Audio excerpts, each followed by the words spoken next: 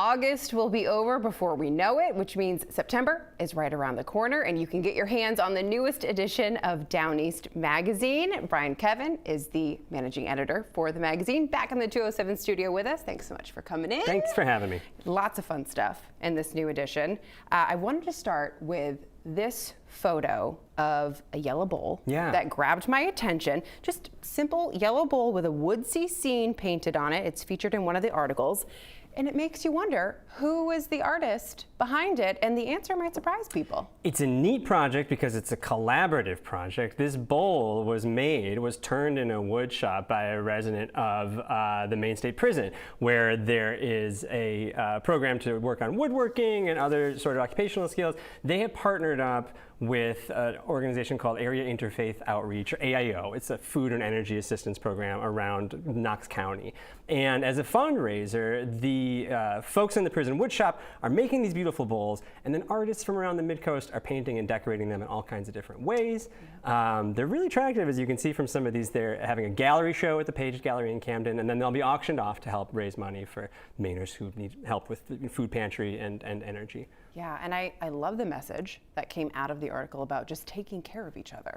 I think that was kind of the idea. I think originally the notion for the fundraiser was not going to be something as symbolic as the story says that the director of AIO said, you know, this bowl, it kind of represents something we all feel together. You have people who are working together in these two different capacities, from the woodshop at the prison to artist studios all over the area, and it sort of represents a coming together, something you feel, which is sort of meets their mission, if that makes sense. No, it's very, very cool. The Penobscot Marine Museum has an incredible exhibit focusing on the work of Kosty Rahoma, a photographer who grew up in Rockland with his Finnish immigrant parents.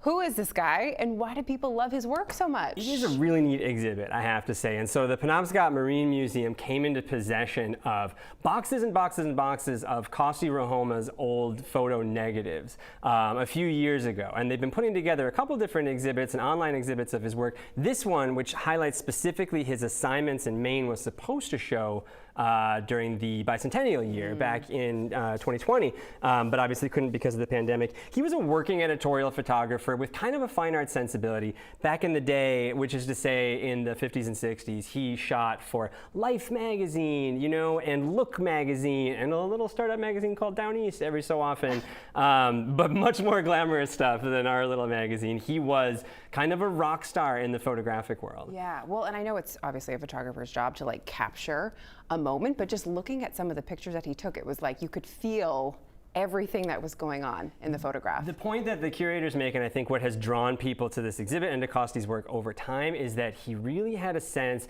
of a traditional way of life that he could see even in the middle 20th century was starting to disappear a little bit. Yeah. He had a way of capturing it that was not overly romantic or maudlin. I mean, he was really kind of the curators in the story use the phrase, you know, more of a visual storyteller than a news reporter, for example. And so the way they're displayed is really neat. You're able to see some of his outtakes, you're able to see some of his crop marks on some of the images and the correspondence that he had with editors.